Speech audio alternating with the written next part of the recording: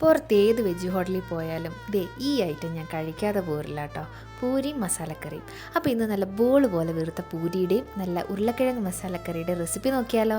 അപ്പോൾ കറി ഉണ്ടാക്കുന്നതിന് വേണ്ടിയിട്ട് കുക്കറിലേക്ക് ഉരുളക്കിഴങ്ങും അതുപോലെ തന്നെ ഒരു 3 പച്ചമുളകും ഇച്ചിരി ഉപ്പും മഞ്ഞൾപ്പൊടിയും കൂടി ഇട്ട് നല്ലപോലെ ഒന്ന് വേവിച്ചെടുത്തിട്ടുണ്ട് കേട്ടോ.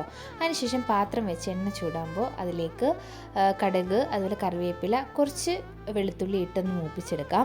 ഞാൻ അതിലിടാൻ മറന്നുപോയത് അതിനുശേഷം ഞാൻ ഓർത്തപ്പോഴാട്ടോ ഇട്ടത്. കുറച്ച് ഉഴുന്ന് പരിപ്പ് സവോള ഇടുന്നതിന് മുമ്പ് ഇടുന്നതായിരിക്കും നല്ലത്.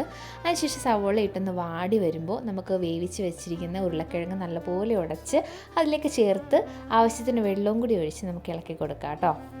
അതിനുശേഷം ഇതിലേക്ക് പൊടികളായിട്ട് ഗരം മസാല മാത്രമേ ചേർത്ത് കൊടുത്തിട്ടുള്ളൂ കേട്ടോ. അപ്പോൾ ഞാൻ ക്യാമറ ഓണൊക്കെ മറന്നുപോയി. അപ്പോൾ പൊടികളായിട്ട് അത് മാത്രം ചേർത്ത് കൊടുത്തിട്ടുണ്ട്. പിന്നെ കുറച്ച് കസൂരി മേത്തിയും അതുപോലെ തന്നെ കുറച്ച് മല്ലിയില ഇട്ട് കൊടുത്തിട്ടുണ്ട് കേട്ടോ. മല്ലിയില ഇല്ലാതെ എന്താഘോഷം അല്ലേ. അപ്പോൾ കറി അവിടെ സെറ്റായിട്ടുണ്ട്. ഇനി നമുക്ക് പൂരി എണ്ണയിലേക്ക് ഇട്ട് നല്ല ബോൾ പോലെ പൊങ്ങി വന്നിട്ടുണ്ട് കേട്ടോ. അപ്പോൾ അപ്പുറവും ഇപ്പുറമൊക്കെ തിരിച്ചിട്ട് നല്ലപോലെ മൂത്ത് നല്ല ക്രിസ്പി ആയിട്ട് കിട്ടിയിട്ടുണ്ട് കേട്ടോ. അപ്പോൾ അടിപൊളിയായിട്ട് നമ്മുടെ പൂരി റെഡി ആയിട്ടുണ്ട്, അതുപോലെ തന്നെ കറി റെഡി ആയിട്ടുണ്ട് കേട്ടോ.